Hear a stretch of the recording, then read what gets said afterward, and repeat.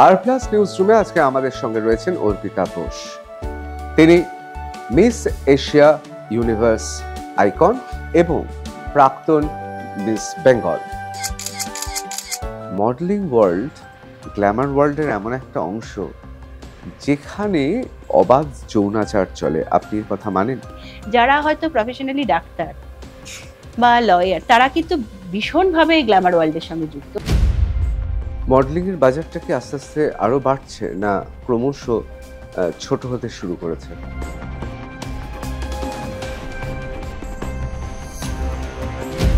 AI এসে বিশেষ করে স্টিলে এবং কিছু কিছু ক্ষেত্রে মুভিং ইমেজেসে এখন মডেল তৈরি করে নেওয়া হচ্ছে। কোথাও কি মনে হয় এটা খুব বিপজ্জনক? এআই মডেল মানবী মডেলকে হারিয়ে দেবে? এটা পার্টিকুলার না, এই ইন্ডাস্ট্রিটা সম্বন্ধে একটা ধারণা মানুষের, এটা পুরোটাই ভুল ধারণা। ডার্ক ওয়েবে এরকম অনেক জায়গায় অনেক সাইট রয়েছে যে সাইটগুলোতে কিছুটা হলেও তাদের এসকর্ট সার্ভিস বা কলগার্ল বা দেহ ব্যবসার অন্যান্য ভিন্ন জায়গায় ব্যবহার করা হয় এবং সেখানে তাদের একটা আলাদা ডিমান্ড তৈরি করানো। যে মডেলিং স্কুলগুলো বলো শেখাচ্ছে, বা তারপরেই একটা কোনো পেজেন্ট হচ্ছে, নাম দিয়ে দেওয়া হচ্ছে, নাম দিলেই তুমি একটা কিছু পেয়ে যাবে, তোমাকে একটা ভরসা দিয়ে দেওয়া হচ্ছে। চট করে এইগুলোতে পা না দেওয়াটাই বেটার। সমকামিতা কি মডেলিং যারা করেন তাদের ক্ষেত্রে কোনো এস্থেটিক্স বা নান্দনিক কারণেই সেই প্রবণতা বেশি?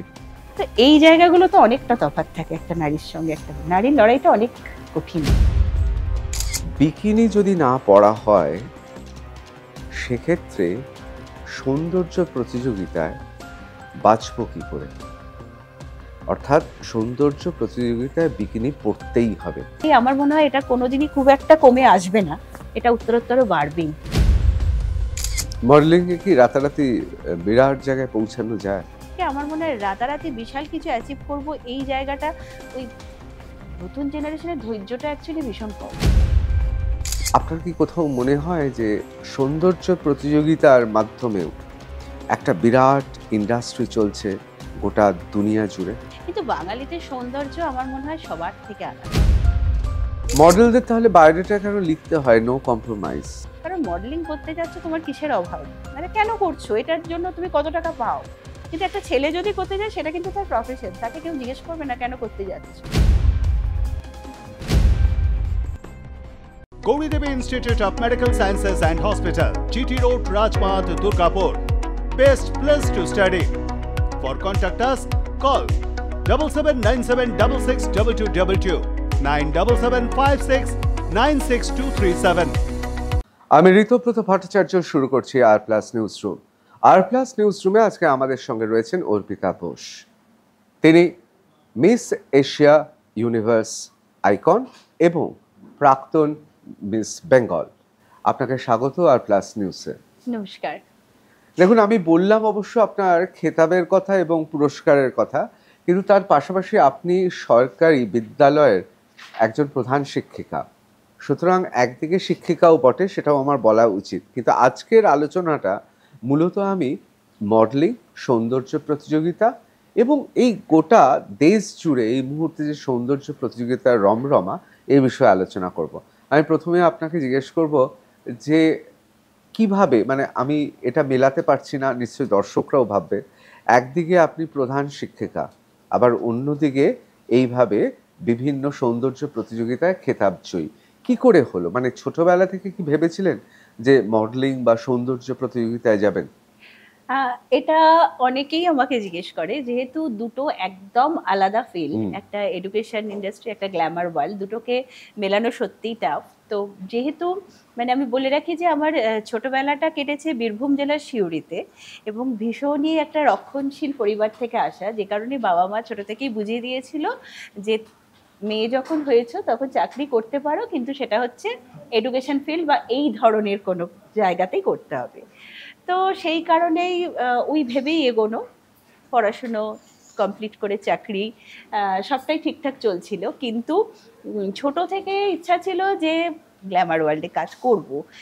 এই যে রেড কার্পেট, লাইট, ক্যামেরা, এগুলো খুব ছোটবেলা থেকে আমাকে ভীষণভাবে নাড়া দিত। এটা অনেককেই না মানে খুব অ্যাট্রাক্ট করে, কারণ এই জগৎটাই ভীষণ অ্যাট্রাকটিভ। তো সেই সময় ঠিকমতো বলে ওঠা হয়নি। তারপর চাকরি, বিয়ে, মা হওয়া, সব কিছু এত তাড়াতাড়ি পরপর ঘটতে আরম্ভ করলো যে এটা নিয়ে সেই সময়টা খুব একটা ভেবে উঠতে পারেনি।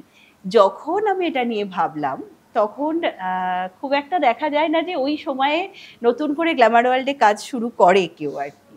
মেয়ে তখন বেশ কিছুটা বড় হয়ে গেছে। তখন আমি পেপারে দেখলাম যে Mrs Bengal, pan India group এটা করছে এবং মিসেস বেঙ্গল হচ্ছে। তো মনে হলো কোথাও গিয়ে যে এখন তো যথেষ্টই ম্যাচিওর, ফিনান্সিয়ালি যথেষ্ট স্টেবল, তাহলে কেন এখন আমি শখটা পূরণ করব না। সেই জায়গা থেকে নাম দেওয়া 2017। তারপরে একটা লং গ্রুমিংয়ের মধ্যে দিয়ে যাওয়া এবং সত্যি কথা বলতে যেহেতু বীরভূমে ছোটবেলা কেটেছে, বড় হয়ে ওঠা, সেইভাবে মডেলিংয়ে আসার জন্য যে প্রথাগত যে তালিমটা লাগে সেটা আমার ছিল না, বা সেভাবে ইন্ডাস্ট্রিতেও কোনো ব্যাকবোন যেটাকে আমরা বলি ছিল না। একদম অন্য জগৎ থেকে আসা, মানে ত্রিসীমানায় কেউ আমার পরিবারের বা শ্বশুরবাড়িরও কেউ এই জগতে কাজ করেনি। তো সেখান থেকে মনে হয়েছিল কি জানি পারবো কি না, একদম নতুন একটা জায়গা। এবং এই যেটা এখন আমরা শুনে থাকি, তখন এটা শুনতাম যে মডেলিং, এই জগতে আসা, এই জগতে কাজ করা, ভালো খারাপ সব জায়গাতেই আছে, সব কিছুর মধ্যে থেকে নতুন কিছু একটা ট্রাই করা। তো সেই জায়গা থেকে ভাবছিলাম করব করব না, তারপর ভাবলাম যে না, যখন শখটা আছে, ওই একটা খোঁচা আর কি মনের মধ্যে চলতে থাকছিল যে কেন আমি এখানে ট্রাই করব না। তো সেই জায়গা থেকে নাম দেওয়া, একটা বিশাল গ্রুমিংয়ের মধ্যে দিয়ে যাওয়া, তারপর অবশেষে মানে এলেন, দেখলেন, জয় করলেন। কিছুটা সেরকমই। কারণ প্রায় অল ওভার ওয়েস্ট বেঙ্গল থেকে 400 ছিল ক্যান্ডিডেট। সেখান থেকে শর্টলিস্ট হতে হতে সেমিফাইনাল, কোয়ার্টার ফাইনাল, সেমিফাইনাল করতে করতে ফাইনালে 10 জন ছিল। টপ 10 এ ওঠা সেখান থেকে। তারপরে টপ 5 করে তারপর আমি 2018-এ Mrs Bengal second runner up হই। সেখান থেকেই যাত্রা শুরু প্রথম। এবার যে প্রশ্নটা করব, প্রশ্নটা আপনাকে অপ্রস্তুত করার জন্য করছি না, জানার জন্য করছি। অনেকে বলেন স্বামী যদি প্রভাবশালী হয় এবং কারোর যদি অর্থ থাকে, সেক্ষেত্রে সৌন্দর্য প্রতিযোগিতায় একটা আলাদা মাইলেজ পাওয়া যায়। আপনার ক্ষেত্রে কি টাকা পয়সা নিয়েই কি করেছে, অথবা কোনো প্রভাব খাটাতে হয়েছে? না, এটা হয়তো অনেকে বলে থাকে, কিন্তু আমার ক্ষেত্রে হয়নি। হ্যাঁ, যেটা আপনি বললেন যে স্বামী বা শ্বশুরবাড়ি, এটা আমাকে অন্য জায়গা থেকে, মানে আমাকে ভীষণই মেন্টালি একটা সাপোর্ট দিয়েছে। কারণ সত্যি হাজব্যান্ডের যদি সেরকম একটা মানে ফিনান্সিয়ালি বলুন বা একটা ওয়েল নোন ব্যাকগ্রাউন্ড থাকে, সেখান থেকে চট করে যদি কোনো একটা তার স্ত্রী যে মা হয়ে গেছে, তার মেয়ে অনেক বড়, সে যদি, এবং সে নিজে যথেষ্ট এস্টাবলিশ একটা এডুকেশন ফিল্ডে, আমি তখন মানে টিচার ইনচার্জ হয়ে গেছি অলরেডি, হেডমিস্ট্রেস হইনি সেই সময়টায়, বাট হয়ে গেছি। সেই জায়গা থেকে আমি যদি হঠাৎ ডিমান্ড করি যে আমি গ্ল্যামার ওয়ার্ল্ডে কাজ করব এবং এটা নিয়ে করতে চাই, যে কোনো জায়গায় যে কোনো হাজব্যান্ড খুব একটা সাপোর্ট দেবে বলে মনে হয় না। তো এই দিকে আমি মানে ভগবানের ভীষণ আশীর্বাদ যে আমার শুধু হাজব্যান্ড নন, আমার ইনলজরা ভীষণভাবে আমাকে সাপোর্ট করেছে। তবে আজকে যদি যে জায়গাটা বললেন, যদি সত্যি করেই সেই ব্যাপারটা থাকতো, মানে ফিনান্সিয়ালি যদি কোনো সাপোর্ট করে থাকতো, তাহলে আমার মনে হয় এত বছর কাজটা করতে পারতাম না। এখন তো আপনি নিজেও গ্রুমার হিসেবে কাজ করেন একদম। এবং আপনি কলকাতার অন্যতম সেরা গ্রুমার। আমি এই প্রসঙ্গে আসবো, কিন্তু তার আগে একটু আপনাকে জিজ্ঞেস করব যে এই যে সৌন্দর্যের প্রতিযোগিতা, সৌন্দর্যের মাপকাঠি সংজ্ঞা এক একজনের কাছে এক এক রকম, এবং এটাও শুনতে পাই যে সৌন্দর্য প্রতিযোগিতারও বিবর্তন ঘটেছে। অর্থাৎ আগে যেমন মানুষকে যেভাবে, মানবীদের যেভাবে বাছা হতো, এখন তার প্রক্রিয়াটার পরিবর্তন ঘটেছে এবং অনেকে বলছেন এটা আরও বেশি বিজ্ঞানসম্মত হয়েছে এবং আরও বেশি মেধাকে গুরুত্ব দেওয়া হয়েছে। আপনি কি তাই মনে করেন? একদমই ঠিক। কারণ আগে দেখা যেত যে সৌন্দর্য প্রতিযোগিতা বা তখন যে মিস ক্যালকাটা হতো, মিসেস ক্যালকাটা হতো, এগুলোতে আমাদেরও আগে, অনেক বছর আগে বলছি, তখন কিছুটা ছিল যে একটু সৌন্দর্যটাকেই বেশি জোর দেওয়া হতো। যত দিন যাচ্ছে তত এখন আর সৌন্দর্যটাকে আলাদাভাবে অতটা গুরুত্ব দেওয়া হয় না। এখন কিন্তু বিউটি উইথ ব্রেন। কারণ এখন যে কোনো পেজেন্ট, সেটা আপনার স্টেট লেভেলে হোক, ন্যাশনাল লেভেলে হোক, ইন্টারন্যাশনাল লেভেলে হোক, সব জায়গায় কিন্তু হাইট, ওয়েট, এজ বা আপনার ল্যাঙ্গুয়েজ, এই যে বাধাগুলো ছিল এগুলোকে সব তুলে দেওয়া হয়েছে। এখন এরকম নয় যে একটা এজ হয়ে গেছে মানে আপনি আর এই প্রতিযোগিতায় নাম দিতে পারবেন না, বা আপনার সেই হাইটটা নেই, বা আপনার সেই মানে ফিজিক্যালি সেই স্ট্রাকচারটা নেই, কারণ এগুলো এখন পুরো তুলে দেওয়া হয়েছে। এখন টোটালটা দেখা হয় একটা ওভারঅল প্রেজেন্টেবল আপনি কিনা, সেটা তো অবশ্যই লাগবে, এবং কতটা বুদ্ধিমত্তার সঙ্গে, কারণ যে কোনো কিছুতেই না আপনি হয়তো প্রথম বেশ কিছু রাউন্ড পেরিয়ে যাবেন, কিন্তু যখন আপনি টপ 10-এ উঠবেন তখন একটা কোশ্চেন অ্যান্সার রাউন্ড থাকে, এবং এই রাউন্ডটাই না কোনো মানে স্পেসিফিক কোনো কিছু দেওয়া থাকে না যে আপনাকে এর উপরেই প্রশ্ন করা হবে। মানে বিউটি উইথ ব্রেন হতেই একদম, হবে। একদমই তাই। কিন্তু অনেকে বলেন এই সমস্ত প্রশ্নগুলো যদি আমাদের সাক্ষাৎকারের কোনো প্রশ্নই সাজানো নয়, আগে থেকে বলে দিইনি, আর আমিও ভেবে বসিনি, আমি আমার মতো করে প্রশ্ন করছি, কিন্তু অনেক ক্ষেত্রে বলে সৌন্দর্য প্রতিযোগিতার চূড়ান্ত ধাপে অনেক সময় প্রশ্ন আগে থেকে বোঝা যায় কার কাছে কি প্রশ্ন আসবে। না, সেরকম হয় না। মানে ইনফ্যাক্ট আমি যতগুলো জাজমেন্টের সঙ্গে ছিলাম বা যেগুলো গ্রুমিং করি সেরকম হয় না, তবে কোশ্চেনের টাইপ অফ কোশ্চেনটা যদি ক্যান্ডিডেটরা একটু বেশ কিছু বিউটি পেজেন্ট পুরনো, সেটা ন্যাশনাল হোক, ইন্টারন্যাশনাল হোক, স্টেট লেভেল হোক, ফলো করে না, কিছু প্যাটার্ন অফ কোশ্চেন তারা পাবে, যারা এটাকে নিয়ে ওই যে বললাম শুধু সৌন্দর্য নয়, একটু পড়াশুনো লাগে এবং একটু ওভারঅল নলেজ সমস্ত বিষয়, এরম নয় যে আমাকে খুব ডিপলি কোনো বিষয় জানতে হবে, যে আমাকে বিশাল সায়েন্স ব্যাকগ্রাউন্ড থেকে আসতে হবে, কি এই বিশাল কিছু জেনারেল নলেজ জানতে হবে, এরম একদমই নয়। জাস্ট আমরা দেখি যে যে কোনো প্রশ্ন হতে পারে একটু মানে ঘেঁটে দেওয়া প্রশ্ন যেটাকে বলে, এরম প্রশ্নও আসতে পারে, কিন্তু ঠিক সেই প্রশ্নটাকে ওই মুহূর্তে লুপে নিয়ে অত টেনশন, মানে অতটা এত দিন ধরে প্র্যাকটিস করে ছেলেমেয়েরা, 1 মাস 2 মাসের গ্রুমিং পিরিয়ড চলে, তারপরে স্টেজ পায় তারা মাত্র হয়তো 1 মিনিটের জন্য, তো ওই 1 মিনিটে তাকে হাঁটতে হবে, কথা বলতে হবে, লুক দিতে হবে, হাসতে হবে, তারপর তাকে কোশ্চেনের উত্তর দিতে হবে, ওই জায়গাটাতে সে কতটা নিজেকে প্রেজেন্ট করতে পারছে এইটাই শুধুমাত্র দেখা হয়, আর কোনো সেট আপ কোশ্চেন দেওয়া হয় না। কিন্তু যদি কেউ একটু এগুলোকে স্টাডি করে আসে, কিছু কোশ্চেন থাকে, যে কিছু প্যাটার্ন অফ কোশ্চেন থাকে যেগুলো মোটামুটি এসে যায়, বেশ কিছুটা মানে 30-40% কমন থাকেই কোশ্চেনগুলো আর কি। এটা হয়তো মানুষ ভাবতে পারে যে কমন কোশ্চেন, এর বাইরে কিছু নয়। কোথাও আপনার মনে হয় না, ধরুন আপনি এখন তো দীর্ঘদিন হয়ে গেল আপনি এই গ্ল্যামার ইন্ডাস্ট্রির সঙ্গে জড়িয়ে রয়েছেন, কিন্তু কোথাও মনে হয় না যে একদিকে এই সৌন্দর্য তো প্রতিযোগিতা, আলো রোশনাই, গ্ল্যামার, আবার অন্যদিকে একটা অন্ধকার দিক আছে, এই সৌন্দর্য প্রতিযোগিতা আসলে আসলে কাউকে কাউকে কমোডিটি বা পণ্য তৈরি করে? কখনো কখনো মনে হয় না এই পণ্যকে ব্যবহার করে আসলে অর্গানাইজড অথবা বিচ্ছিন্নভাবে কেউ কেউ তাদের ব্যবহার করছে? দেখো, এই ব্যাপারে আমি একটা কথা বলি, যে এই যেটা কথাটা বললে এটা কিন্তু শুধুমাত্র গ্ল্যামার ওয়ার্ল্ড বলে নয়, এটা যে কোনো জগতেই তুমি পাবে, যে কিছুটা একটা ডার্ক সাইড সব কিছুরই থাকে। হয়তো এই গ্ল্যামার ওয়ার্ল্ডে বলো, মডেলিংয়ে বলো, বা সিনেমার জগতে বলো, এগুলোর একটু বেশি শোনা যায়। তবে আমার মনে হয় কি, যে কোনো জায়গায় না দুটো রাস্তা থাকে, একটা দেখবে খুব শর্টকাটে পৌঁছানো যায়, আর একটা একটু লং রাস্তায়। আমার মধ্যে যদি, আমার বলে নয়, যারা নতুন আসছে এখানে কাজ করতে, তাদের মধ্যে যদি এই ব্যাপারটা থাকে যে আমি খুব তাড়াতাড়ি একটা কোনো কিছু অ্যাচিভ করব, তখন হয়তো আমরা সেই রাস্তাটা হেঁটে ফেলি, যেখানে হয়তো কোনো প্রফেশন থাকতেও পারে।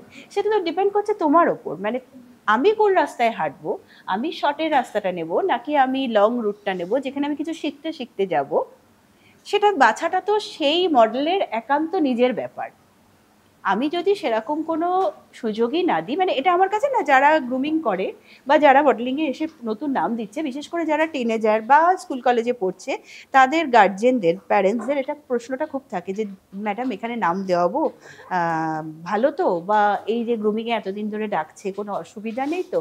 তো আমি সবাইকে এই একটা কথাই বলি, যে সেই অর্থে কিন্তু এখানে কোনো অসুবিধা নেই। নিজে যদি আমরা ঠিক থাকি, একটা জায়গায় রাতারাতি নাম করব না করে যদি একটা জায়গায় নিজেকে রেজিস্ট করে রাখা যায়, তাহলে আমার মনে হয় না যে খুব বিরাট কিছু ভয়ের আছে এই জায়গাটায়। এখন আমরা যদি নিজেরাই নিজেদেরকে আটকে রাখতে না পারি, আর এটা না বেশিরভাগ ক্ষেত্রে দেখবে শোনা যায় একটু কম বয়সে যারা আসে, আমরা যে সময় মডেলিংটা শুরু করেছি বা গ্ল্যামার ওয়ার্ল্ডে কাজ শুরু করেছি, আমরা অনেক পরিণত।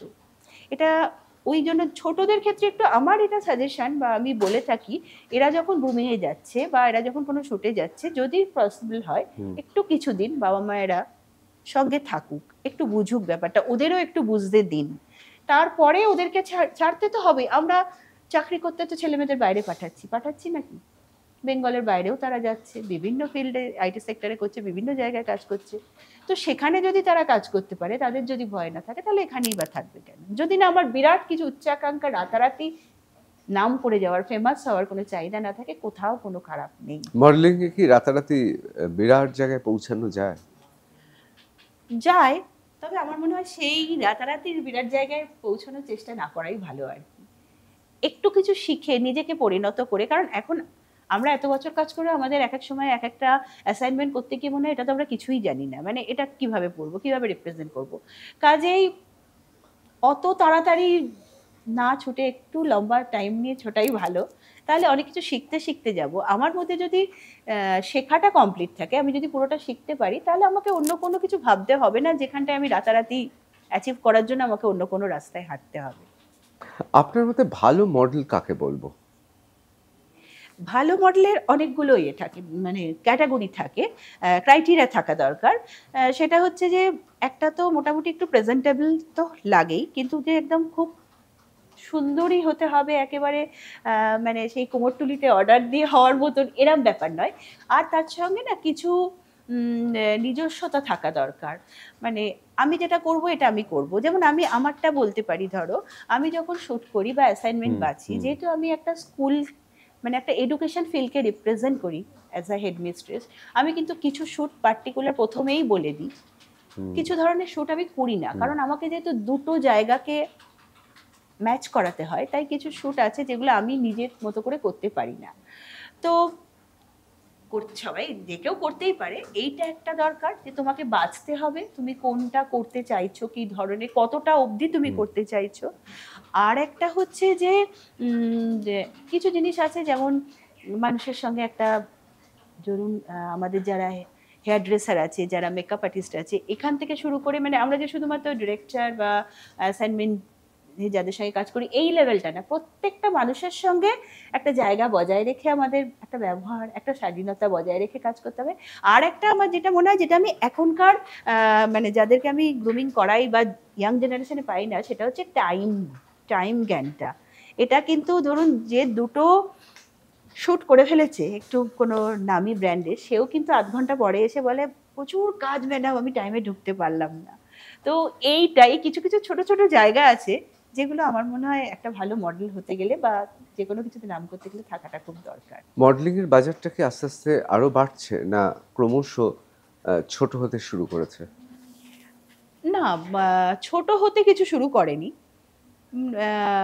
এটা বাড়ছে। কারণ যত দিন যাবে তত তো আমরা যে কোনো কিছু কিনতে গেলে জিনিসটা কতটা ভালো সেটা কিন্তু এখন আমরা ওই ব্র্যান্ড বা তার ব্র্যান্ডিং বা সেটাকে সোশ্যাল মিডিয়ায় কতটা প্রচার করা হচ্ছে, রিলস তার কতটা যাচ্ছে, এইগুলো দেখেই আমরা বেশিরভাগ মানুষই বাঁচে।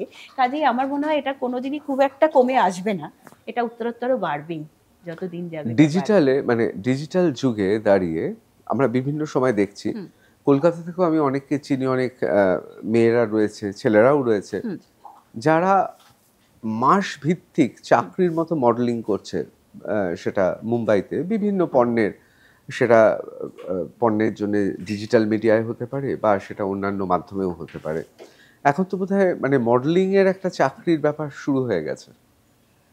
হ্যাঁ, মোটামুটি সেরকম তো কিছুটা আছেই। কারণ অনেকে একটা কিছু ব্র্যান্ডের সঙ্গে কন্ট্যাক্ট করে নেয় যে হয়তো আমরা ১ বছর তাদের সঙ্গে থাকবো। আবার অনেকে এমনি ফ্রিল্যান্সার হিসেবেও কাজ করে। এবার আছে এটা মোটামুটি, একটা যদি ঠিকভাবে কাজ করা যায়, একটা ফিক্সড জায়গা আছে, মানে একটা বেশ স্টেবল ইনকাম সেটা থেকে করা যায় আর কি। আমি আবার এই বিষয়ে ফিরে আসব। এবার একটু অন্ধকার বিষয় নিয়ে প্রশ্ন করি। অনেকে বলেন, এবং এটা আমরা দেখেওছি, মডেলিংয়ে যারা থাকেন তারা একটা পর্যায়ের পর তারা যদি তাদের ঈপ্সিত লক্ষ্যে না পৌঁছাতে পারে, তখন তারা খুব হতাশ, অবসাদ হয়ে পড়ে। আমরা তো দেখেছি মডেলদের বিভিন্ন সময় বিভিন্ন জায়গায় আমরা দেখেছি যে তারা এত ডিপ্রেশন বা হতাশায় পৌঁছে যায়, অবসাদগ্রস্ত হয়ে যায়, যে তাদের অনেক সময় আমরা দেখেছি আত্মহননের পথও তারা বেছে নিয়েছে। কোথাও কি তাহলে একটা র্যাট রেস, একটা মানে ইঁদুর দৌড়ের লড়াইয়ের মধ্যে কোথাও যেন হাঁপিয়ে যায়? দেখো, এটা আমার মনে হয় যে শুধুমাত্র মডেলিং বলেই নয়, মানে এই জগৎটা বলেই নয়, বহু জায়গায় আছে দেখবে যেখানে মানুষের মধ্যে ধরো তুমি প্রাইভেট সেক্টরগুলোতেই যদি ধরো, সেখানেও একটা বিশাল কম্পিটিশন থাকে, আহ, চলতেই থাকে। এটা যে কোনো বেশ অনেক কটা ফিল্ডেই তুমি পাবে যেখানে এই ধরনের একটা রেস চলতে থাকে।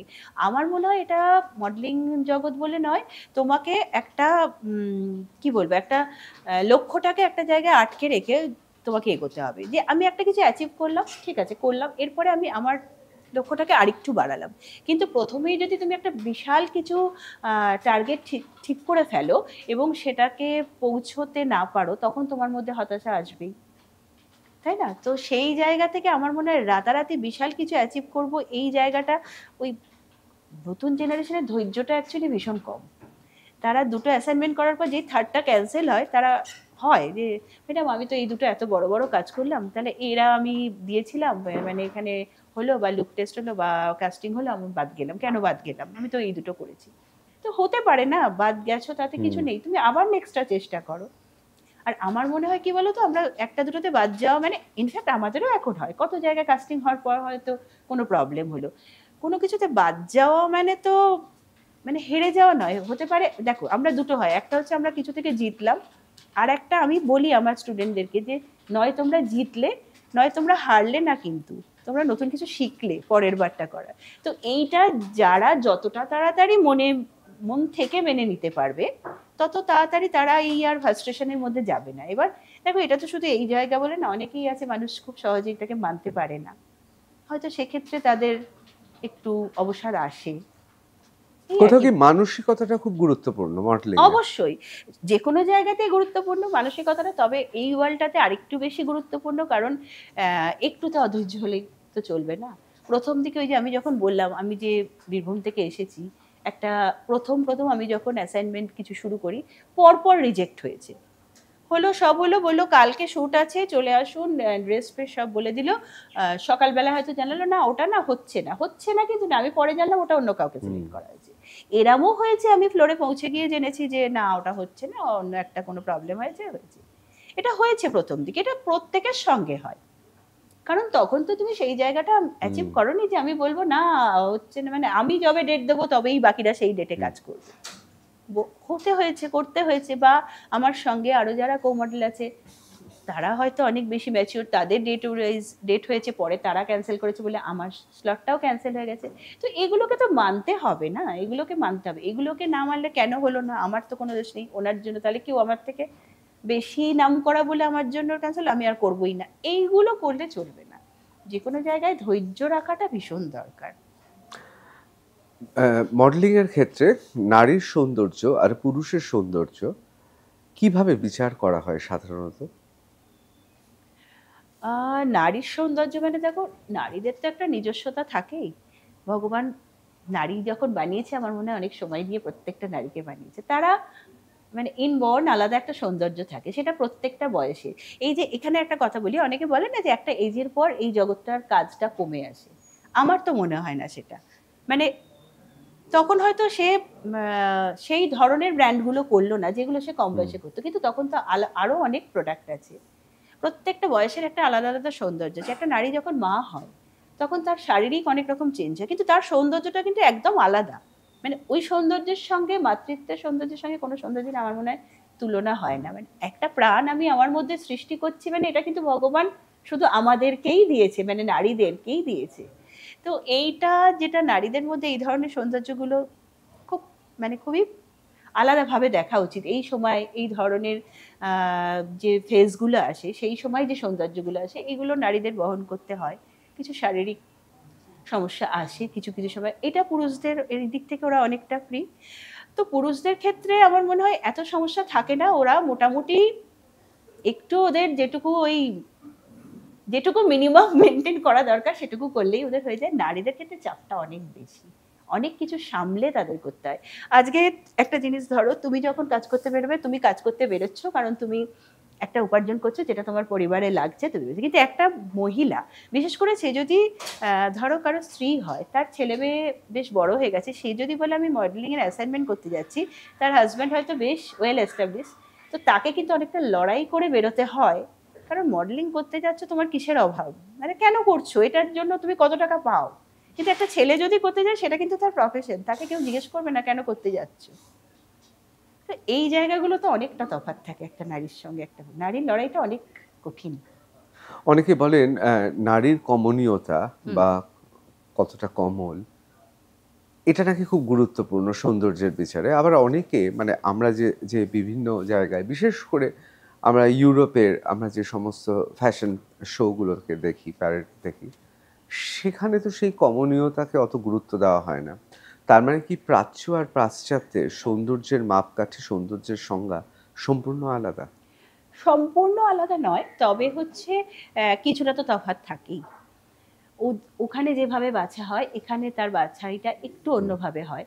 আর সত্যি কথা, ওদের যা দেহগত যা স্ট্রাকচার বলো বা কিছু, সেটা তো ওই হাইট বা ওই ধরনের জিনিসগুলো ভারতীয় বিশেষ করে বাঙালিদের মধ্যে সত্যিই একটু কম পাওয়া যায়। কিন্তু বাঙালিদের সৌন্দর্য আমার মনে হয় সবার থেকে আলাদা। মানে তাদের মধ্যে এমন একটা কমনীয় ভাব আছে। তুমি বলো না যে যখন তুমি দেখবে একটা ওখানকার কেউ হাঁটছে, আর যখন এই যে আমরা মিসেস ইন্ডিয়া দেখি, মিস ইন্ডিয়া দেখি, সেটা হয়তো তুমি বলবে যে আমরা ভারতীয় বলে আমরা বলছি, কিন্তু তা নয়। তুমি ওরা যখন র্যাম্প করছে, আমরা যখন র্যাম্প করছি, হতে পারে যে র্যাম্প ওয়াকের মধ্যে হয়তো সামান্য হলেও তফাৎ আছে, হয়তো ওরা একটু হলেও এগিয়ে, সবাই বলছি না, কিন্তু কিছু জায়গা আছে যেখানটায় তুমি দেখবে যে মানে ভারতীয়রা বলো বা বাঙালিরা বলো অনেক আলাদা। মানে ওরা যখন স্টেজে থাকে, মানে আমরা আমাদের দেশের কেউ বা আমাদের রাজ্যের কেউ যখন স্টেজে থাকে, যেন একটা আলাদা দ্যুতি ছড়িয়ে পড়ে। হয়তো এটা আমি মনে প্রাণে ভারতীয় বা বাঙালি বলেই তোমার মনে হতে পারে, কিন্তু এটা আমি দেখেছি, এটা একদমই একটা আলাদা লাস্য কাজ করে আর কি তাদের মধ্যে। আমি এবার নিজের কথা নয়, একজন বিখ্যাত ফরাসি যিনি যিনি বিখ্যাত তার মডেলিং এবং তার এজেন্সির জন্য, তিনি এক জায়গায় বলছেন বিকিনি যদি না পরা হয় সেক্ষেত্রে সৌন্দর্য প্রতিযোগিতায় বাঁচব কি করে। অর্থাৎ সৌন্দর্য প্রতিযোগিতায় বিকিনি পরতেই হবে একটা স্তরের পরে, তা না হলে বিচারকরা বাঁচবেন কি করে। আপনি কি বলবেন? না, এটা দেখো, যখনই তুমি ন্যাশনাল বা ইন্টারন্যাশনাল লেভেলে যাবে, ওদের একটা রাউন্ড থাকেই, বিকিনি রাউন্ড বা এই ধরনের রাউন্ড একটা থাকেই। তো সেই ক্ষেত্রে যারা এই ধরনের প্রেজেন্টগুলোতে যাচ্ছে, তাদের অবশ্যই সেই জায়গাটাতে, সেই শোটাতে, মানে পার্টিকুলার সেই রাউন্ডটাতে ওই ড্রেসটা তাদেরকে পরতেই হবে, কিছু করার নেই। কিন্তু ওটা তো তখন তার কস্টিউম। আজকে একজন ডাক্তার যখন অ্যাপ্রন পরছে বা একজন লয়ার যখন কোর্টে তার কালো কোটটা পরছে, তখন কিন্তু সেটা তার কাজের স্বার্থে সে পড়ছে এবং ওই জায়গায় পড়ছে। তো সেই র্যাম্পে তাকে ওইটা করতেই হবে, সে যখন ওটা করতে গেছে। কিন্তু আমরা কি এরকম কখনো দেখেছি যে সেই উকিল বা সেই ডাক্তার যখন কোনো সামাজিক অনুষ্ঠানে যাচ্ছে, পুজোয় যাচ্ছে বা এতে যাচ্ছে, সেখানে তো সে সেই ধরনের ড্রেসটা পরছে না, কারণ তখন সেটা তার না পরলেও চলে। তাহলে একজন মডেলকে এটা সবার আগে জানতে হবে যে ড্রেসগুলো সে তার ফ্লোরে পরছে বা সে তার র্যাম্পে পরছে, তখন তাকে পড়তে হচ্ছে কাজের স্বার্থে, কারণ তখন সেটা তার ড্রেস কস্টিউম, ওই রাউন্ডে ওটা লাগবেই। সেটা তো মানে স্থান কাল পাত্র তো খুব গুরুত্বপূর্ণ হবে। আমি যখন একটা কমন প্রোগ্রামে যাচ্ছি, একটা সামাজিক অনুষ্ঠানে যাচ্ছি, সেখানে তো আমার ওই ধরনের শর্ট ড্রেস না পরলেও চলে। পরা মানেই খারাপ আমি বলছি না, যে ক্যারি করতে পারে সে পড়ুক। আমি পার্সোনালি পারি না ক্যারি করতে, সেটা আমার সমস্যা, বা আমি যে কোনো যেহেতু বললাম যে দুটো জগৎকে আমাকে ব্যালেন্স করতে, আমি পড়ি না। এবার যে ক্যারি করতে পারছে সে পড়ুক, কিন্তু তার মানে তো এই নয় যে সে সেই শর্ট ড্রেসটা পরে বা বিকিনিটা পরে একটা দুর্গাপুজোর ওপেনিং করতে যাবে। অবশ্যই স্থানকাল পাত্র তো গুরুত্বপূর্ণ। কিন্তু তাহলে কি আপনি একমত যে সৌন্দর্য প্রতিযোগিতার একটা স্তরে গিয়ে বিকিনি পরাটা অপরিহার্য? অপরিহার্য মানে যদি সে সেখানে নাম দেয় এবং সেখানে তাদেরকে প্রথমেই তার পুরোটা পাঠিয়ে দেওয়া হয় যে কি কি রাউন্ড আছে, কি কি পড়তে হবে, সেখানে সে সাইন করছে। যদি সেখানে সে সাইন করে থাকে ওখানে বিকিনি রাউন্ড আছে, তাহলে তো সে জেনেই সাইন করছে। না, আপনি বিচারক হিসেবেও তো থাকেন। আপনার মনে হয় যে ওই স্তরে, আন্তর্জাতিক ওই সৌন্দর্য প্রতিযোগিতার স্তরে বিকিনি যদি না পড়ে তাহলে বিচারক হিসেবে বিচার করতে অসুবিধা হবে? না, যদি সেটা বিকিনি রাউন্ড মাস্ট হয়ে থাকে তাহলে তো আপনি অন্য কিছু ড্রেস পরলে সেটাই মাস্কটা পেলেন না। তার মানে তো ওই রাউন্ডের জন্য শুধুমাত্র ওই না, ড্রেসটা। বিচারের জন্য কি দরকার? আমি শুধু নারী বলবো, কারণ নারী পুরুষ সবার অনাবৃত অংশ না দেখলে বিচারকরা বিচার করবেন কি করে? এটা কি আপনি? না না, সেরকম কোনো ব্যাপার থাকে না। কিন্তু যদি হচ্ছে ওই যে বললাম যে যদি সেটার টার্মস কন্ডিশনে থেকে থাকে যে ওইটাই একটা ক্রাইটেরিয়া রাখা হবে পার্টিকুলার ওই রাউন্ডটার জন্য, তাহলে কিন্তু ওই রাউন্ডটাই ওইটা থাকতে হবে, না হলে ওই মার্কসটা দেওয়া যাবে না। আপনি কি কিন্তু আপনি কি এরকম মনে নয় যে- করেন থাকা উচিত? আমার যদি নিজের মতামত নেন তাহলে আমি বলবো যে এটা খুব একটা দরকার পড়ে না। এখন দেখুন, এটা তো আমি বাছার কেউ নই যে কোন রাউন্ডে কি থাকবে বা কি হবে, কিন্তু আমার পার্সোনাল মত যদি আপনি নেন তাহলে এই রাউন্ডটার খুব একটা দরকার পড়ে না। এমনকি আমি যেগুলো আমাদের মানে ন্যাশনাল লেভেলে হয় বা বেঙ্গল লেভেলে হয়, মিসেস বেঙ্গল, মিস বেঙ্গল, সেগুলোতে কিন্তু এরকম ম্যান্ডেটরি রাউন্ড খুব একটা থাকে দেখা যায় না। এবার ফিরে আসি সেই বিখ্যাত ফরাসি মডেল এজেন্সির এখন কর্ণধার। তিনি বলছেন প্রত্যেক শরীরে সে যতই সুন্দর হোক না কেন, যদিও সৌন্দর্য কোট আনকোট, কে কার চোখে সৌন্দর্য, কে কার মতো সুন্দর, সেটা আমি সে বিতর্কের মধ্যে যাচ্ছি না, কোনো না কোনো খুঁত থাকবেই, এবং সেই খুঁতটাকে ঢেকে অথবা সেই খুঁতটাকেই ব্যবহার করে সে অনন্য হয়ে উঠতে পারেন। আপনি কি মানেন এটা? হ্যাঁ, খুঁত তো প্রত্যেকটা মানুষের মধ্যে থাকে অবশ্যই। এবার আমার মনে হয় যে এই খুঁত যেটুকু আছে সেটুকু তো ভগবান দিয়েছে, সেটুকু থাক না। সেটুকুকে নিয়েই যদি কাজ করা যায় তাহলে ক্ষতি কোথায়? মানে আমি তো আমার ক্ষেত্রে আমার মনে হয় যেটুকু খুঁত আছে, যেটুকু দিয়েছে, প্রতিটা মানুষের মধ্যে খুঁত আছে। এবার এই খুঁতটা যদি থাকে এটাকে নিয়েই আমি কাজ করব। আর একটা ব্যাপার, অনেকে দেখবেন এখন অনেক রকম সার্জারি করায় গ্ল্যামার ওয়ার্ল্ডে কাজ করতে গেলে। এটাকে আমি নিজের থেকে খুব একটা সাপোর্ট করি এরকম নয়, কারণ আমার কোনোদিন দরকার পড়েনি। আমার যা খুঁত আছে থাক, এগুলো ভগবানের দেওয়া জিনিস, এগুলোকে নিয়েই আমি কাজ করব, আমার তাতে কাজের কোনো অসুবিধা হবে না। কিন্তু যদি কোনো মহিলা মনে করে যে সেই খুঁতটাকে সামান্য ঢেকে সে আরো বেশি কনফিডেন্টলি কাজ করতে পারছে, তাহলে সেটা তার ব্যাপার, সেটা করুক। আমার সেটাতে কোনো আমার পার্টিকুলার তাকে খুব একটা কিছু বলার নেই। আমার নিজের মত হচ্ছে যে এই খুঁতগুলোকে নিয়েই আমি চলতে চাই। অনেকে বলেন যে, আমি এমনি বলছি, মজা করেই বলছি, খোদার ওপর খাদগিরি করে অনেক বেশি নিজেকে বিপজ্জনক জায়গায় পৌঁছে দেওয়া হয়। এটা বিশ্বাস করেন আপনি? বিশেষ করে একটা মানুষের তার স্বাভাবিকভাবে বেড়ে ওঠা, সে জায়গায় যদি কৃত্রিম বিভিন্ন ট্রান্সপ্লান্ট করে সে নিজেকে তৈরি করে, সেটার কি শরীরের ওপর তো একটা বিরাট প্রভাব পড়ে?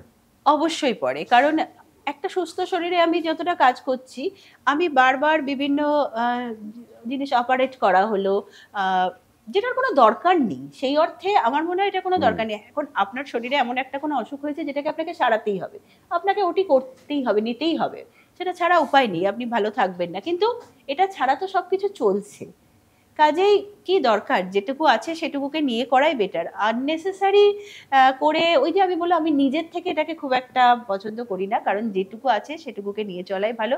সুস্থ শরীরকে ব্যস্ত করার খুব একটা দরকার আমার কাছে নেই। এবার কারোর যদি মনে হয়ে থাকে যে কনফিডেন্সের জন্য পার্টিকুলার আমি একটু লিপটা ঠিক করলাম, একটু নোজটা ঠিক করলাম, সেটা তার একান্ত নিজস্ব ব্যাপার। আপনার কি মনে হয় যে বিভিন্ন সময় বিভিন্ন জায়গায় যারা গোটা দুনিয়া জুড়ে যারা খেতাব জয় করে, এমনকি মনে রাখবেন যে বিখ্যাত যারা, কুখ্যাত বিখ্যাত যারা ড্রাগ মাফিয়া লর্ডস, তারাও তো সৌন্দর্য প্রতিযোগিতায় বিজয়িনী কোনো তাকে বিয়ে করার জন্য পাগল হয়ে ওঠে। আবার ডার্ক ওয়েবে বিভিন্ন সৌন্দর্য প্রতিযোগিতায় যারা যারা জিতেছেন, সেটা আমি বলছি না সবসময় মানে একদম শীর্ষে রয়েছে, কিন্তু ডার্ক ওয়েবে এরকম অনেক জায়গায় অনেক সাইট রয়েছে যে সাইটগুলোতে কিছুটা হলেও তাদের এসকর্ট সার্ভিস বা কলগার্ল বা দেহ ব্যবসার অন্যান্য ভিন্ন জায়গায় ব্যবহার করা হয়, এবং সেখানে তাদের একটা আলাদা ডিমান্ড তৈরি করানো হয়। আপনার কি কোথাও মনে হয় যে সৌন্দর্য প্রতিযোগিতার মাধ্যমেও একটা বিরাট ইন্ডাস্ট্রি চলছে গোটা দুনিয়া জুড়ে? এটা হয়তো কিছুটা চলছে, মানে ফ্লেশ ট্রেডিং এর ইন্ডাস্ট্রি। হ্যাঁ, হয়তো কিছুটা চলছে। মানে আমার যে খুব একটা জানা আছে তা না, কিন্তু এই যেগুলো তুমি বললে যে এগুলো শোনা যায়, দেখা যায়, আমিও দেখি এগুলো, মানে অনেক সময় চলে আসে ফিডে, বা এই ধরনের কিছু নিউজ বাইরে আসে, এগুলো কতটা সত্যি কতটা মিথ্যে এটা যাচাই করাটা তো আমার কাজ নয়, বা আমি জানতেও পারবো না এগুলো। হয়তো কিছুটা চলে, তবে শুধু আমার মনে হয় যে সৌন্দর্য জগৎ বা এই গ্ল্যামার ওয়ার্ল্ড থেকেই যে এরকম হয় তা না, এরকম কিন্তু বহু জায়গা থেকে বহু মেয়েরা আছে যারা হয়তো একটা অন্য কিছুর সঙ্গে যুক্ত, আবার হয়তো তারা এরকম কিছু কাজ করে থাকে, কিন্তু তাই জন্য হয় কি বলতো, ওই আমাদের জগৎটাই মানে বদনাম গোটা হয়। ইন্ডাস্ট্রিটাকে দাগিয়ে দেওয়া যাবে না। একদমই কখনোই যাবে না, এবং এটা বহু জগৎ থেকেই মানুষ এই ধরনের কাজ প্যারালালি করে থাকে, তার মানে এই নয় যে গ্ল্যামার ওয়ার্ল্ডটা, কিন্তু ওই আর কি, যেহেতু এদিকে তীরটা ছোড়া। Gauri Devi Institute of Medical Sciences and Hospital, GT Road, Rajpath, Durgapur. Best place to study. For contact us, call 7797662222, 9775696237. খুব কিন্তু সহজ। একজন কোনো খেতাব, আমি বলছি না একদম শীর্ষে, একজন কোনো হ্যাঁ। খেতাব পেল বা একজন কোনো একটা ব্র্যান্ডের সঙ্গে যুক্ত হয়ে গেল, তখন তার ব্র্যান্ডটাকে ব্যবহার করা হচ্ছে ফ্লেশ ট্রেডিংয়ে, অর্থাৎ এই এসকর্ট সার্ভিস, কল গার্ল, বিভিন্ন জায়গায় ডিজিটাল মাধ্যমের মধ্যে তাদের বিজ্ঞাপন দেওয়া হচ্ছে। এই ইন্ডাস্ট্রিটা বোধহয় ইদানিংকালে বোধহয় খুব এর বাড়ন্ত হয়েছে, আগেও ছিল কিন্তু এখন বোধহয় খুব ওয়াইডলি স্প্রেড। দেখো, এটা আগেও ছিল, যে কোনো জিনিসই দেখবে আগে সবই ছিল, বহু বছর আগে, 20 বছর আগেও ছিল, 50 বছর আগে ছিল। এখন হচ্ছে যেটা বলছো, যেহেতু মাধ্যমগুলো এত সজাগ, এত অ্যাক্টিভ হয়েছে, সেটা তুমি সোশ্যাল মিডিয়ায় বলো বা যে কোনো মাধ্যমই বলো, তার ফলে খবরটা তোমার আমার সাধারণ মানুষের কাছে পৌঁছচ্ছে অনেক বেশি। কিন্তু সবসময়ই কিন্তু এগুলো ছিল, একটা অংশে ছিল, এরম নয় যে রাতারাতি এগুলো বিশাল কিছু গ্রো করে গেছে। যে কোনো সমস্যা বা যে কোনো এই ধরনের প্রবলেম বহুদিন আগেও ছিল, এখনো আছে, চলতেও থাকবে। এবার দিন যত যাচ্ছে আমাদের কাছে খবরগুলো তত বেশি পৌঁছচ্ছে। কিন্তু এটা তো মানতে হবে, এখন মাশরুমের মতো দেশের বিভিন্ন অংশে, অবশ্যই এই রাজ্য দেশের মধ্যেই পড়ে, বিভিন্ন জায়গায় এই রকম মডেলিং শেখানোর নামে বিভিন্ন সংস্থা গড়ে উঠছে। হ্যাঁ, এটা এই একটা জায়গাতে আমি তোমার সাথে একদম একমত। কারণ এখন তুমি দেখবে যে প্রত্যেকটা উইকেন্ডে, ধরো আজ থেকে 10 বছর আগেও বলছি, তখনও কিন্তু বিউটি পেজেন্ট হতো হয়তো বেঙ্গল লেভেলেই বলো বা ন্যাশনাল লেভেলে কিছু বাছাই করা। এখন তুমি কলকাতাতেই যদি দেখো, অলমোস্ট প্রত্যেকটা উইকেন্ডে একটা করে বিউটি পেজেন্ট হয়। সেখানে কি হচ্ছে, না 20 জন কন্টেস্টেন্ট, তার মধ্যে থেকে almost first second third subtitle নিয়ে 15 জনই প্রাইজ পেয়ে গেল।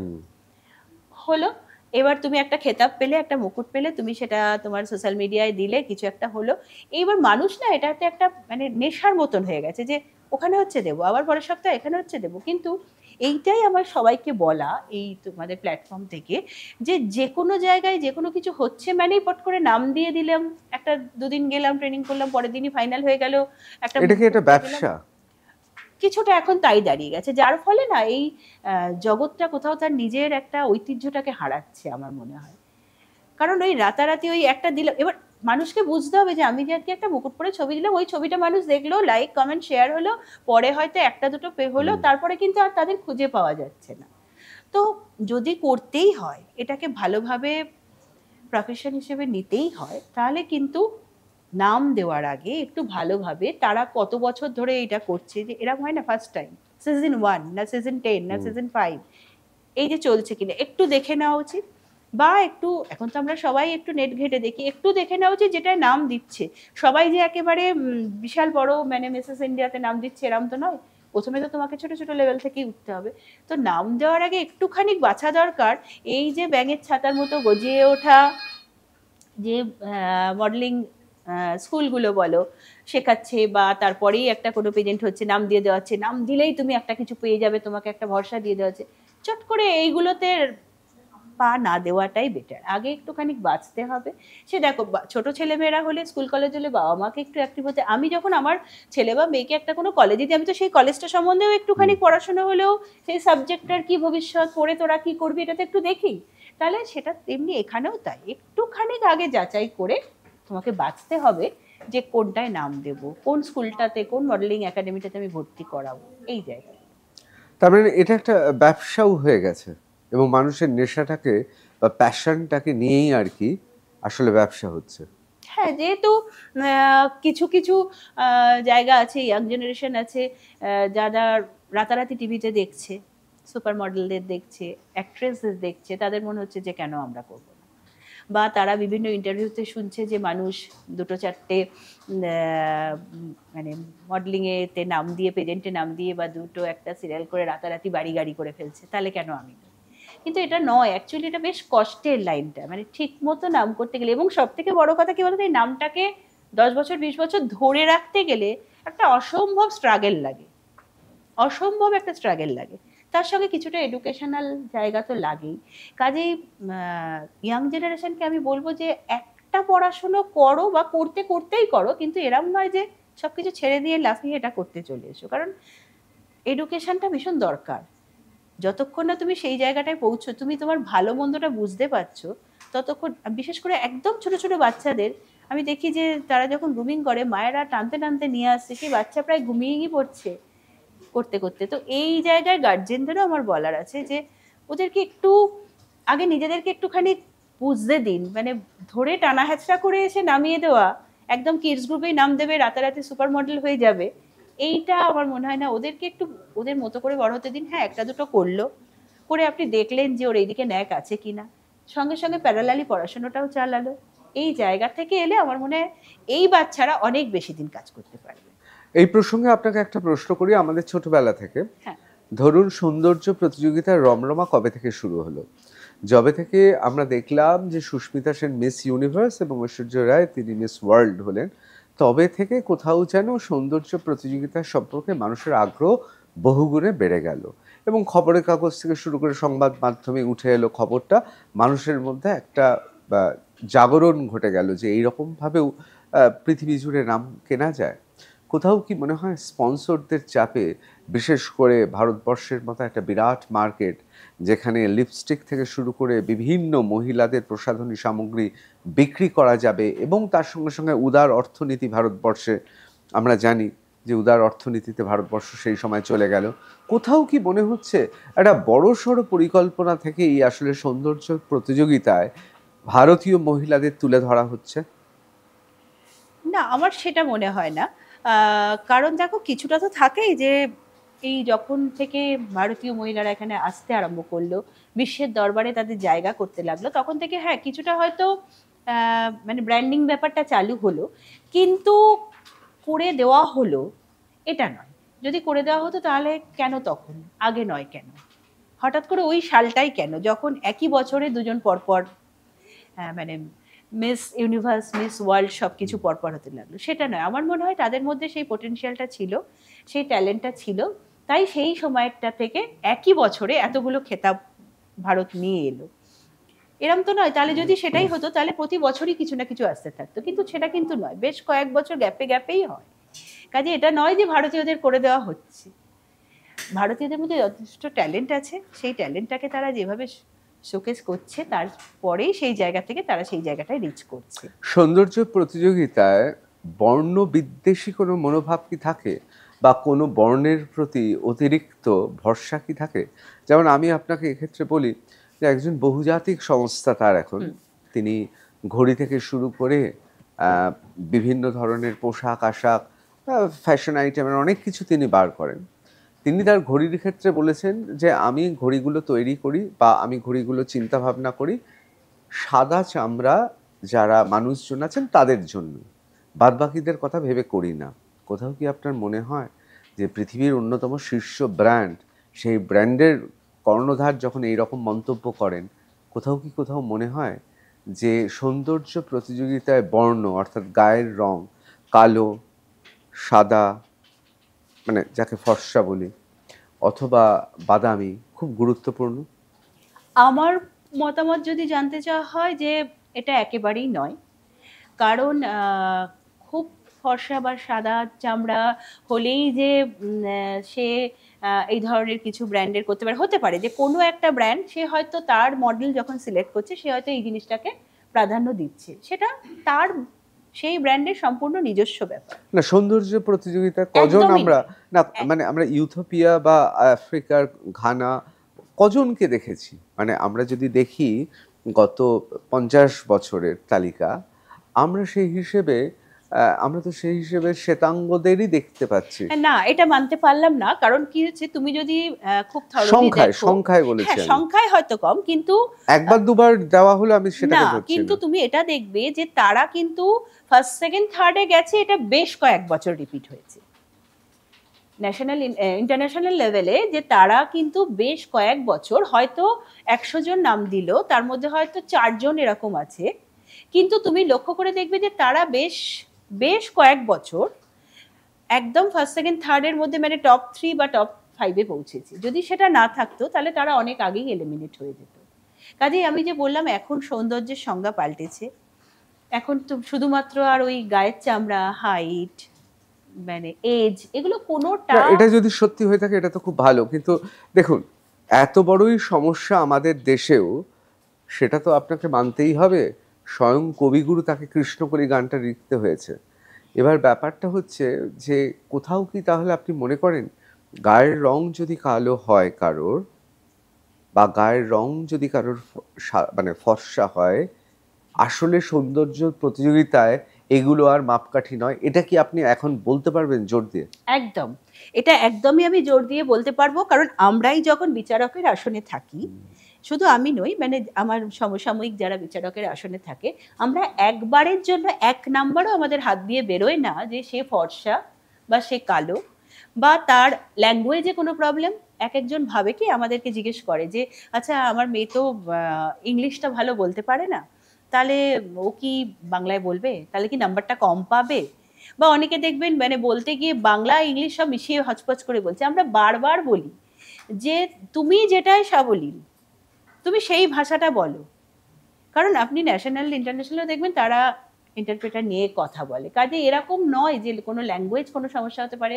আর গায়ের রং তো একেবারেই নয়, আমাদের হাত দিয়ে একটা নাম্বারও এক্সট্রা বেরোয় না যে সে ফর্সা বলে, বরং সে কতটা প্রেজেন্টেবল। তার মানে আপনি বলছেন সৌন্দর্য প্রতিযোগিতা আগের থেকে অনেক বেশি মানবিক হচ্ছে? একদম, একদমই তাই। কারণ মানবিক। কাউকে, আমাকে যদি আমার গায়ের রং দিয়ে বিচার করা হয়, আমাকে যদি আমার কিরকম তার উচ্চতা দিয়ে বিচার করা হয়, তাহলে সেটা তো খুব একটা মানবিক হয় না। তাহলে আপনি বলছেন সৌন্দর্য প্রতিযোগিতা মানবিক দিকে এগোচ্ছে? একদমই তাই।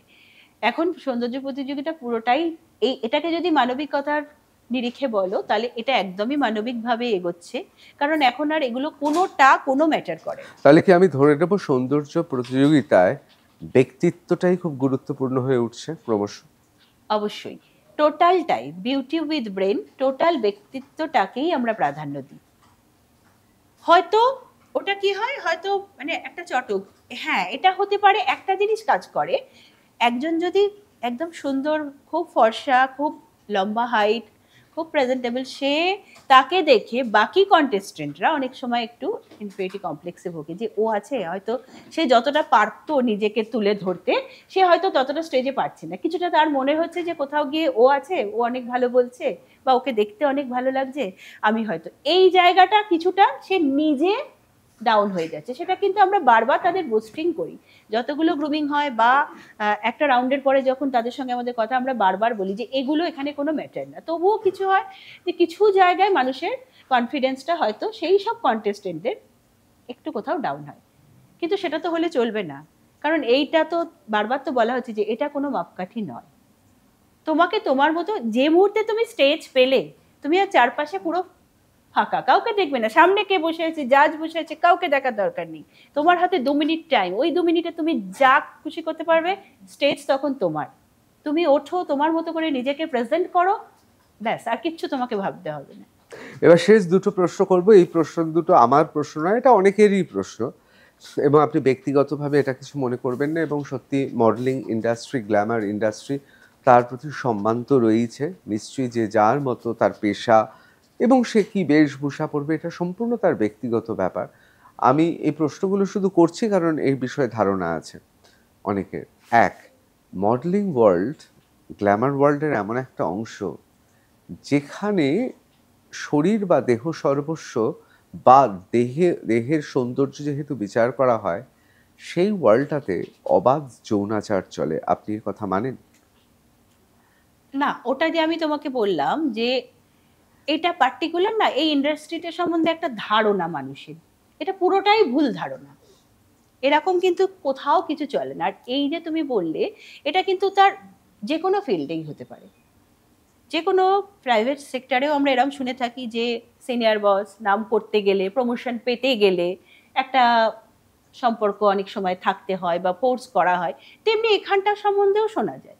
মানে কিন্তু আপনি এটা- বলছেন সৌন্দর্য প্রতিযোগিতায় এরকম ঘটনাও আছে যে তাকে এই ধরনের, অর্থাৎ তাকে একটা সম্পর্ক তৈরি করতে হয়েছে বা শারীরিক সম্পর্ক তৈরি করতে হয়েছে শুধুমাত্র খ্যাতির শীর্ষে যাওয়ার জন্য। এটা তো ডিপেন্ড করছে তোমার মধ্যে যদি সেই ট্যালেন্টটা থাকে। তুমি যদি মনে করো যে আমি কোথাও কম্প্রোমাইজ করব না, আমার ওই জায়গায় তাতে ওই কাজটা আমি পেলাম না, যে মডেলদের তাহলে বায়োডাটা কেন লিখতে হয় নো কম্প্রোমাইজ? না সেরকম কোনো খুব একটা কিন্তু জায়গা এখন মনে না, হয় এই আমি তো জায়গাটা আমি উঠে আমি গেছে। আমি তো অনেক বায়োডাটা দেখেছি। হ্যাঁ, আপনার এই অনুষ্ঠান আসার আগে আমি দেখছিলাম, সেখানে লিখতে হচ্ছে বায়োডাটাতে যে কোনো কম্প্রোমাইজ করবে না। আমার প্রশ্নটা হচ্ছে, এটা কেন বায়োডাটাতে, সিভিতে লিখতে হচ্ছে? লিখতে হয় দেখুন, অন্য চাকরিতে তো কারোর তো আমি দেখিনি কোনোদিনও। না, সেটা নয়, কিন্তু এই জায়গাটা হয় লিখতে তার মানে হয়, একটা হয় না বিপজ্জনক ব্যাপার না। জায়গা আছে। থাকলেও থাকতে পারে, কিন্তু সেই জায়গাটা আমি সেইটা সাইনই করবো না, সব সব ব্র্যান্ডের কিন্তু থাকে না। না, আমি বলছি বায়োডাটাতে মানুষ লিখছে যখন, তার মানে এরকম অশালীন প্রস্তাব এসে আসলে থাকে। আসতে পারে কিছু জায়গায়, সেই জায়গাটাকে বাঁচতে হবে, যে আসছে এখানে যে কাজ করছে, যে এরম যে জায়গায় এই ধরনের প্রস্তাব থাকতে পারে বা আমাকে সাইন করতে হতে পারে, সেই ধরনের কাজ করবোই না। এরম নয় কিন্তু ওই কাজটা করলাম না মানে আমার কাজের জগৎটাই আটকে গেল। এবার যে প্রশ্নটা করবো, এই প্রশ্নটা আমার নয়, মানে এটা আমার শুধু নয়, এটা সবারই প্রশ্ন। বিশেষ করে আমাদের ডিওপি মলয় সেই প্রশ্নটা কিন্তু আমাকে করতে বলেছে। তার কারণ আমরা সত্যি তো দেখছি যে যারা এই মুহূর্তে মডেলিং করছে তাদের কর্মসংস্থান ক্রমশ কমতে শুরু করেছে। এআই এসে বিশেষ করে স্টিলে এবং কিছু কিছু ক্ষেত্রে মুভিং ইমেজেসে এখন মডেল তৈরি করে নেওয়া হচ্ছে। কোথাও কি মনে হয় এটা খুব বিপজ্জনক? এআই মডেল মানবী মডেলকে হারিয়ে দেবে? দেখো, এটা এআই আসার পর যে শুধুমাত্র মডেলিং ইন্ডাস্ট্রি নয়, বেশ কিছু ইন্ডাস্ট্রিতে এটা একটা বেশ কিছু পরিবর্তন নিয়ে আসছে। তবে আমি যেহেতু বললাম যে মডেলিংটা শুধুমাত্র তো এখন সৌন্দর্যের ওপর ডিপেন্ড করে না, এখানে অনেক কিছু লাগে, একটা ভাব লাগে, একটা এক্সপ্রেশন লাগে, একটা নিজস্বতা লাগে। তো সেই জায়গাগুলোতে আমার মনে হয় না যে কোনো প্রোডাক্ট যদি এআই দিয়ে করায়, মানে অরিজিনাল মডেল বাদ দিয়ে এআই এর সাহায্যে করা হয়, সেই নিজস্বতাটা মনে হয় না আমার থাকবে। কাজেই কিছু জায়গা আছে, কিছু ব্র্যান্ড আছে, তারা নিজেরা বুঝবে এবং মানুষও বুঝবে যে একটা জায়গা আছে যেখানে কিন্তু সেটা রিপ্লেসমেন্ট এআই হতে পারে না, সেটা মডেলই পারবে সেই জায়গাটাকে। মানে শেষ পর্যন্ত যন্ত্রকে হারিয়ে মানুষই শেষাশি হাসবে। অবশ্যই, অবশ্যই আমার মনে হয়। কারণ ওই যে আবেগটা, ওই যে ইমোশনটা, ওই যে তাকানো, ওই এক্সপ্রেশন, এগুলো তো আমার মনে হয় না যে হয়তো এআই প্যারালালি কাজ করবে, কিন্তু এরম নয় এআই নাও আসছে মানেই অরিজিনালিটিটা চলে যাবে। আমি আবার সেই বিখ্যাত ফরাসি ফ্যাশন ডিজাইনারের কথায় চলে যাচ্ছি। তিনি একটা লেখায় লিখছেন যে আমাদের গোটা শরীরটা তিনি কল্পনা করছেন যে আসলে এটা আয়নার মতো। আমি কিভাবে জীবনযাপন করি সেটা আমার শরীরে ফুটে ওঠে। আপনি কি বিশ্বাস করেন যে একজন মডেলের শরীরে ফুটে ওঠে তার জীবনযাপন? হ্যাঁ, এটা তো কিছুটা অবশ্যই ফুটে ওঠে। কারণ আমাদেরকে যেটা করতে হয় সেটা হচ্ছে মানে ডেলিকার যে লাইফস্টাইলটা, এটাকে একটা জায়গায় রেজিস্ট করে রাখতে হয়। মানে আমি এরকম বলছি না যে আমি মডেলিং করছি বলে আমি কিছুই খাবো না বা সেই শুধুমাত্র ফলের রস খেয়েই থাকবো, এরম ব্যাপার নয়। তবে রেগুলারের যে বেসিক কিছু জিনিস, মানে একটা রেগুলার ফুড হ্যাবিটটা কিছুটা রাখতেই হয়। আর হচ্ছে এক্সারসাইজ, এটা তো মাস্ট, এটুকুটা তো করতেই হবে। তো একটা কোথাও যেন নিজেকে একটুখানি আটকে রাখতে হয়। দেখুন, আমি কাউকে আঘাত করছি না, কিন্তু আমি অনেককে চিনি আর কি, যারা মডেলিং গ্ল্যামার ইন্ডাস্ট্রিতে আছেন, তারা তো মানে রাত 3টের আগে ডিস্কো থেকে বাড়িই যেতে পারে না, বা তাদের তো প্রচুর পরিমাণে বিভিন্ন সময় বিভিন্ন জিনিসপত্র খেতে হয়। তা আপনি মনে করছেন যে সে যদি পেশাদার মডেল হয়, এই লাইফস্টাইল তাকে ক্ষতি করবে? এটা ডিপেন্ড করছে যে ধরো কেউ প্রচুর পার্টি করছে, প্রচুর জাঙ্ক ফুড খাচ্ছে বা প্রচুর সেই ধরনের খাবার খাচ্ছে পার্টিতে গিয়ে, তো তারপরে সে যদি পরের দিন ওয়ার্কআউট করে সেই জায়গাটাকে আবার ফিরিয়ে আনতে পারে, তাহলে আমার মনে হয় না যে, এরম তো নয় যে সে 30 দিনই খাচ্ছে, তাহলে কিন্তু তার আর কিছু করার থাকবে না। কিন্তু কোনো একদিন সে পার্টিতে গেল, কিছু খেলো বা কিছু জাঙ্ক ফুড খেলো, তারপরে যদি সে আবার সেটাকে বেসিক যে রুটিন এক্সারসাইজের মাধ্যমে তার নিজের জায়গাটায় ফিরিয়ে আনতে পারে, তাহলে অতটা অসুবিধা হওয়ার কথা না। আমি আমারটুকু বলতে পারি যে আমি, যেহেতু আমার মর্নিং স্কুল, আমাকে রেগুলার 5:30টায় উঠে স্কুল যেতে হয়, কাজেই আমি নিজের শুট, নিজের জাজমেন্ট, এই যাই থাকুক না কেন, এবং দিনের শেষে আমি একটা ফ্যামিলি ওম্যান, তো বাড়িতে ঢোকার পর মোটামুটি 8টা-9টার পর আমি পুরোপুরি ফোন অফ করে দিই, যাতে আর বিশাল কিছু ঝামেলার মধ্যে আমাকে ঢুকতে না হয়। আর চেষ্টা করি একটা লাইফস্টাইল মেনটেন করে চলার। ওই যেহেতু বললাম নাইট পার্টি বা কিছু, এগুলো তো আমার পক্ষে পসিবল হয় না, 5:30টায় উঠে স্কুল যেতে হয়। আমাদের মানে সে প্রাচীন কবি বলেছিলেন না, দুধে ভাতে, এবং রবীন্দ্রনাথও বলেছেন যে রেখেছো বাঙালি করে মানুষ করনি, এবং আমরা বলি তো মাছে ভাতে আমরা বাঙালি। কোথাও কি মনে হয় এই মাছ, মাছের তেল, ভাত, কোথাও বাঙালি, আপনি বাঙালিদের নিয়ে যেহেতু কথা হচ্ছিল, যে কোথাও আমাদের স্বতন্ত্র করে রেখেছে? অনেকে বলেন বঙ্গ ললনা, তাদের ত্বক অন্যদের থেকে অনেক বেশি সুন্দর, তার কারণ হচ্ছে মাছ খাওয়া। এটা তো হতেই পারে, কারণ আমরা যে ধরনের মাছ ভাত খাই বা যাই খাই, আমি দেখেছি যে, আমি একটু আগেও বলছিলাম যে বাঙালিদের সৌন্দর্য একটা আলাদা লেভেলের, এটার সঙ্গে কোনো সৌন্দর্যের তুলনা হয় না। হ্যাঁ, হতে পারে যে তাদের হয়তো ওই ফিজিক্যাল স্ট্যাটিস্টিক্সটা নেই, কিন্তু তাদের মানে লালিত্যটাই আলাদা। তো সেই কারণে আমার মনে হয় যদি এটা মাছ ভাত তার জন্য হয়ে থাকে রেসপন্সিবল, তাহলে মাছ ভাত আমি সারা জীবন খেতে চাই। Gauridevi Institute of Medical Sciences and Hospital, GT Road, Rajpath, Durgapur. Best place to study. For contact us, call 7797662222, 9775696237. অবশ্যই। আমি আপনাকে অনেক প্রশ্ন করেছি, আর শেষ আমি একটা প্রশ্ন করব, যে মডেলিং যারা করেন, অনেকে বলেন, বা পরিসংখ্যানও যে একদম নেই তা নয়, তারা নারীর প্রতি, পুরুষের প্রতি, অন্যান্য ক্ষেত্রেও হয়, এক্ষেত্রে আকর্ষিত বেশি হয়, এই রকম একটা কথা চালু আছে। সেটা ফরাসি দেশেও হতে পারে, সেটা আমাদের কলকাতাতেও হতে পারে, সেটা মুম্বাইতেও হতে পারে। সমকামিতা কি মডেলিং যারা করেন তাদের ক্ষেত্রে কোনো এস্থেটিক্স বা নান্দনিক কারণেই সেই প্রবণতা বেশি? এটা আমি খুব একটা একমত তোমার সঙ্গে হতে পারলাম না, না। আমার মত নয়, এরকম আমি, হ্যাঁ, মানে স্ট্যাটিস্টিক্স হয়তো বলতে পারে এটা, বাট আমার মনে হয় কি বলতো, এরম কোনো ব্যাপার না। কারণ এখন যেহেতু এই ব্যাপারগুলো খুব লিবারেল হয়ে গেছে, সমকামিতা, বা আগে আমরা যেরকম বলতে না, পারতাম এবং না। তাতে কোনো অপরাধ নেই। আমি না। জিজ্ঞেস করছি প্রবণতা থাকে নাকি? না না, এরকম কোনো ব্যাপার নয়, এরকম কোনো ব্যাপার নয়। যেমন সব অন্যান্য ফিল্ডেও আছে, এই ফিল্ডেও আছে, কিন্তু এরম নয় যে এখানে কাজ করতে গেলে বা এখানে ঘন্টার পর ঘন্টা, যখন আমরা 8 ঘন্টা 10 ঘন্টা শুটিং ফ্লোরে থাকি, তখন এই ধরনের প্রবণতা বা এই ধরনের প্রবণতা আছে, এরম মানুষরাই বেশি কাজ করছে, এরম একদমই না। যারা মডেলিং করেন তারা কি স্বার্থপর হন? এটাও একটা বিশ্বাস। আমি আমার দেখো, প্রশ্ন করছি না। স্বার্থপরতাটা তো মডেলিং বলে নয়, যে কোনো ফিল্ডেই স্বার্থপরতা থাকতে পারে। মানুষের মধ্যে একটা প্রবৃত্তি তো থাকেই, অন্যকে ডাউন করে নিজে উঠবো। তবে আমার মনে হয় মানে এটা এই জগৎ বলে না, যে কোনো জায়গায় আছে, তুমি যে কোনো ফিল্ডে নাও, যে কোনো ব্যাকগ্রাউন্ডে নাও, মানুষ সবসময় নাম করার জন্য চেষ্টা করে একটু অন্যকে আটকে উঠবো। কিন্তু আমার মনে হয় এখানে বরং কম। কারণ দেখবে, যখন একটা গ্রুপ ওয়ার্ক হয়, গ্রুপ শ্যুট হয়, সেই শ্যুটগুলোই পার্টিকুলার সাকসেসফুল হয় যেখানে 3-4 জন মডেল আছে এবং তাদের মধ্যে খুব ভালো কোঅর্ডিনেশন আছে, সেই শ্যুটগুলোই কিন্তু সাকসেসফুল হয়। কাজে আমি গ্রুমিংয়ে এটাও বলে থাকি যে একা আমি 5 জনে কাজ করছি, আমি হাইলাইটেড হব, এই শ্যুট কোনোদিন সাকসেস হতে পারে না। যখন একটা 4-5 জনের একটা টিম ওয়ার্ক হবে, সেটা অনেক বেশি পারফেক্ট হবে। কিন্তু একেবারে দিনের শেষে আপনার তাহলে কি মনে হয়?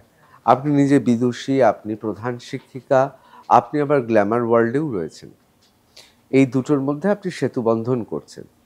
কিন্তু যদি আপনাকে প্রশ্ন করা হয় যে যেখানে আপনি ধরুন পড়াচ্ছেন, একজন শিক্ষিকা হিসেবে আপনি জাতির ভবিষ্যৎ তৈরি করছেন, অন্যদিকে মডেলিং, দুটো ভিন্ন পুরো, আমি কারোর সঙ্গে কারোর তুলনা করছি না, কিন্তু আপনি যেহেতু দুটোতেই একটা কৃতিত্বের অধিকারী, আপনাকে যদি বলা হয় এই মুহূর্তে দাঁড়িয়ে যে সমাজের জন্য অবশ্যই মডেলিংও খুব গুরুত্বপূর্ণ, তাহলে ব্র্যান্ড, বিজ্ঞাপন, এটা একটা ইন্ডাস্ট্রি, কিন্তু আপনি কি মডেলিংকে নোবেল প্রফেশন বলবেন, না শিক্ষকতাকেই নোবেল প্রফেশন বলবেন?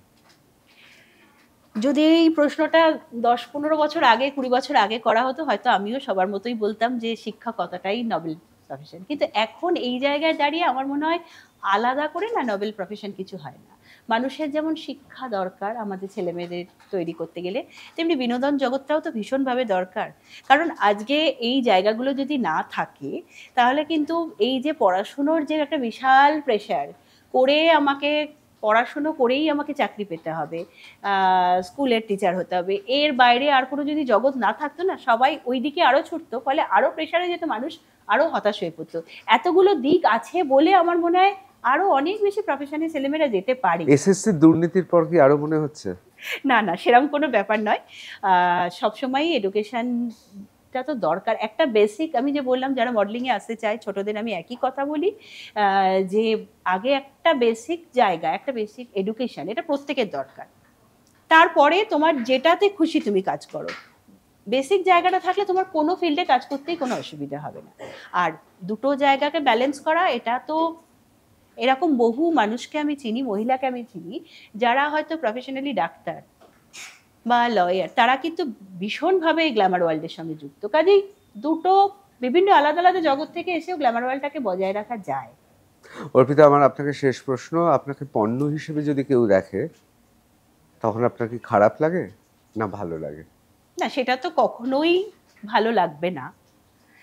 সত্যি কথা বলতে আমি চাইও না সেই ধরনের কিছু করার, বা সেই ধরনের কোনো ব্র্যান্ডের শ্যুট এলে যেখানে আমাকে দেখা যেতে পারে, আমি কখনোই ওই ধরনের ব্র্যান্ডগুলোকে চুজ করি। কিন্তু দিনের শেষে তো মডেলিং তো পণ্যই পরিগণিত হয় বেশিরভাগ মানুষের কাছে, ব্যক্তিত্ব তো ঢাকা পড়ে যায়। না না, এটা এখনকার দিনে ওই যে বললাম, এখন আর ওই জায়গাটা নেই। এখন পুরোটাই ব্যক্তিত্ব। কতটা ব্যক্তিত্বকে আপনি তুলে ধরতে পারছেন। ব্র্যান্ডও কিন্তু এখন যে কোনো মডেল বাছে কিন্তু আর ওই শারীরিক সৌন্দর্য দেখে বাছে না। এখন কিন্তু তারা বাছে যে সে কতটা নিজেকে তুলে ধরতে পারছে, সেই ব্র্যান্ডটাকে কতটা বয়ে নিয়ে যেতে পারছে, এইটা দিয়েই কিন্তু এখন বাছা হয়। এবং এটা আমার আপনার মতন বাকি সমাজ যত তাড়াতাড়ি এটাকে মেনে নিতে পারবে, আমার মনে হয় সমাজের জন্য এবং আমাদের সবার জন্য তত ভালো হবে। খুব ভালো লাগলো আপনার সঙ্গে কথা বলে। আমি যে প্রশ্নগুলো করলাম একেবারে ভাববেন না এটা আমার ব্যক্তিগত মত। আমি কখনোই মনে করি না যে কোনো একটি বিশেষ পেশায় বিশেষ অন্ধকার দিকগুলো শুধু থাকে। কিন্তু এই প্রশ্নগুলো আমি কেন করলাম, তার কারণ এই মুহূর্তে কলকাতায় যাদের প্রশ্ন করা যেত তাদের মধ্যে অন্যতমা আমার ঠিক উল্টো দিকে বসে আছেন। আমি সেই জন্য তাকে প্রশ্ন করে শুধু আপনাদের কাছে এই বার্তাটা, তিনি কি ভাবছেন, তিনি কি বলছেন সেটা শোনালাম। তবে পরিশেষে বলি যে সৌন্দর্য এমন একটি বিষয়, এমন একটি নান্দনিক বিষয়, সেটা নিজের ওপর, নিজের পড়াশোনা, বিদ্যা, বুদ্ধি, পছন্দের ওপর নির্ভর করে। সৌন্দর্যের কোনো সংজ্ঞা নেই যে অমুক জিনিসকে আমি সুন্দর বলবো, অমুক জিনিসকে বলবো না, অমুক মানুষকে সুন্দর বলবো, তমুক মানুষকে বলবো না। এসব নিজের অনুভূতির ব্যাপার। কিন্তু একটা জিনিস খুব পরিষ্কার, যদি 1 ইঞ্চিও আমরা সেদিকে এগোতে পারি, তাহলে এটা তো আলোর পথের এগিয়ে যাওয়া, যেখানে নিছক গায়ের রং, উচ্চতা, শারীরিক বৈশিষ্ট্য নয়, সৌন্দর্যের মাপকাঠি হয়ে উঠছে যদি সত্যি হয়ে ওঠে ব্যক্তিত্ব, তাহলে এর থেকে আসার কথা আর কি হতে পারে। অর্পিতা, অসংখ্য ধন্যবাদ আপনাকে। আবার আমি চাইবো নিউজ রুমে একদিন এই ধরনেরই বিষয় নিয়ে আবার আপনার মুখোমুখি হতে। নিশ্চয়ই আসবো। ধন্যবাদ। ধন্যবাদ।